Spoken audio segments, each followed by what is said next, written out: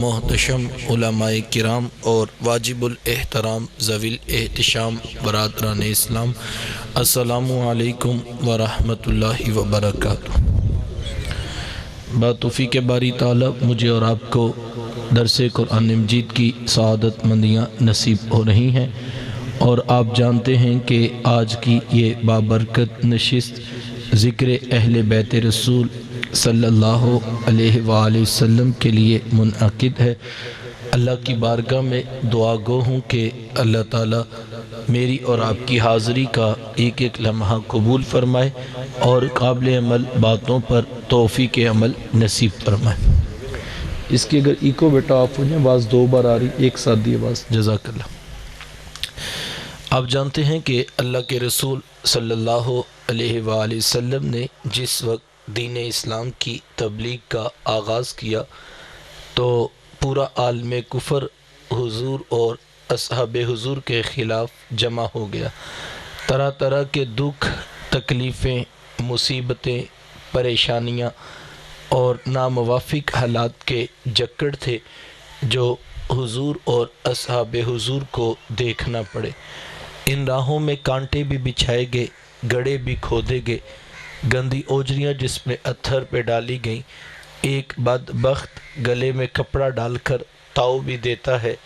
شاب ابی طالب کی گھاٹی میں 3 سال تک میرے حضور علیہ السلام کا معاشی اور سماجی بائیکاٹ کر دیا گیا۔ نہ غلہ پہنچنے دیا جاتا ہے اور نہ پانی پہنچنے دیا جاتا ہے، اور حالت یہ تھی کہ لوگ سوکھے پتے کھا کھا کر گزر اوقات کرنے پر مجبور ہو چکے تھے۔ لیکن جب دیکھا کہ مکے کے حالات بدلنے کی طرف نہیں آ رہے تو میرے حضور ایک طویل اور کٹھن سفر کر کے اہل طائف کے پاس پیغام لے کر پہنچے اور ان کے بڑے بڑے سرداروں کو دین اسلام کی تبلیغ کی۔ انہوں نے بھی انکار کر دیا، ہم آپ کی بات کو تسلیم نہیں کرتے۔ حضور فرمایا کہ میں بڑی محبت سے تمہارے پاس پیغام لے کر آیا ہوں، تم نے بات کو قبول نہیں کیا، یہ تمہاری مرضی ہے، لیکن تم اتنا ضرور کرنا کہ مکے والوں کو نہ بتانا کہ میں تمہارے پاس پیغام لے کر آیا تھا۔ ان میں سے ایک کہنے لگا کہ ہم آپ کا راز کیوں رکھیں، ہم تو لوگوں کو بتائیں گے کہ نیا دین ہمارے پاس بھی آیا اور ہم نے بھی مسترد کر دیا۔ بات یہاں تک بھی رہتی تو یہ ایک امر آخر تھا، لیکن ہمیں تاریخ بتاتی ہے کہ جب حضور واپس پلٹنے لگے، انہوں نے 2 رویا کی تاروں میں اوباشوں کو کھڑا کیا اور ان کے ہاتھوں میں پتھر دیے۔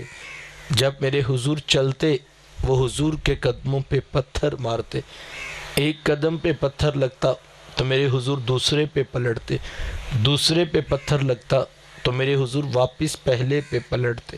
شدت درد اور احساس کرب سے تھک کر میرے حضور نیچے زمین پر بیٹھ جاتے، ان کے 2 اوباش آگے بڑھتے، حضور کو کندھوں سے پکڑ کر کھڑا کرتے، میرے حضور پھر چلتے، وہ پھر پتھر مارتے۔ اتنے پتھر مارے گئے کہ چاند سے خوبصورت پنڈلیاں خون سے نچڑنے لگی۔ نالین تھے کہ خون سے بھر چکے تھے، اب مزید چلنے کی بھی سکت باقی نہیں تھی۔ ایک فرشتہ حاضر خدمت ہے، اگر کہیں تو ابھی دونوں پہاڑوں کو ملا کر پوری بستی کو ہی ملیا میٹ کر دیتے ہیں، لیکن میرے حضور کیا فرمایا؟ حضور فرمایا کہ میں رحمت بن کے آیا ہوں، زحمت بن کر نہیں آیا۔ پتھر کھا کر دعائیں دینا یہ ایک پیغمبر کا ہی حوصلہ ہو سکتا ہے۔ ہماری تو تقریر پہ لوگ سبحان اللہ نہ کہیں تو ہمارا مزاج بگڑ جاتا ہے۔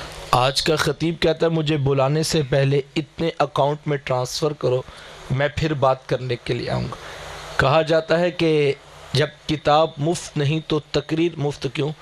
تو جناب گاڑی پیٹرول سے چلتی ہے۔ قوم کو یہ ساری باتیں کون سنا رہا ہے جس کے آنے سے قبل لوگ مہینہ مہینہ دعوتی کام میں مصروف رہتے ہیں، جس کے پنڈال میں داخل ہوتے ہی زوردار نعروں کا استقبالیہ پیش کیا جاتا ہے، پھولوں کی پتیاں اور ہار جس کو پہنائے جاتے ہیں، جس کا ہاتھ چوم کے آنکھوں کو لگانا لوگ سعادت مندیاں سمجھتے ہیں، جس کے لیے رنگ برنگ کے کھانوں کے ساتھ اس کی تواضع کی جاتی ہے.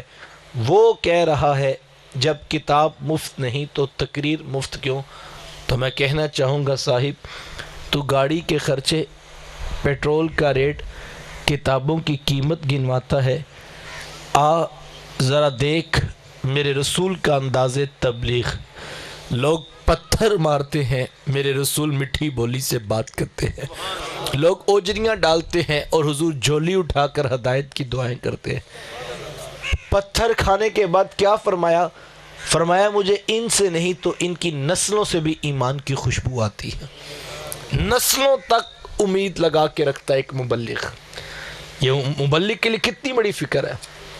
ہم تو 6 ماہ کے بعد حساب شروع کر دیتے ہیں نا کہ میں اس گاؤں میں آیا ہوں، میں نے اس مسجد کو اتنا ٹائم دیا ہے اور اب کیا فرق پڑا ہے، چلو اب ادھر سے نہیں تو ادھر چلے جاتے ہیں. بس 6 ماہ کیا، ہم تو گھنٹے کے بعد حساب کر کے فون کر لیتے ہیں کہ